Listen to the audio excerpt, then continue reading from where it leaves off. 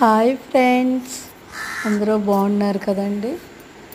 ఇది పునర్నవ ఆకులండి. ఇవి అంటే గలిజేరు అంటారు. గలిజేరు వల్ల చాలా ఉపయోగాలు ఉన్నాయండి. మనకి మెడిసినల్ వాల్యూస్ ఉన్నాయండి ఎక్కువగా ఇందులోని. షుగర్ ఉన్న వాళ్ళకి చాలా మంచిదండి.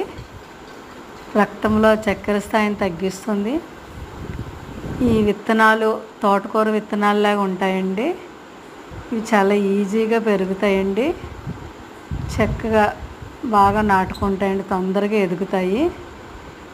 చాలా రకాల వ్యాధులు రాకుండా కాపాడుతాయండి. ఇది మనం పప్పులో వేసుకోవచ్చండి, కూరల్లో వేసుకోవచ్చు, ఆకుకూరలో వండుకోవచ్చండి. నెక్స్ట్ పొడిగా కూడా వాడవచ్చు.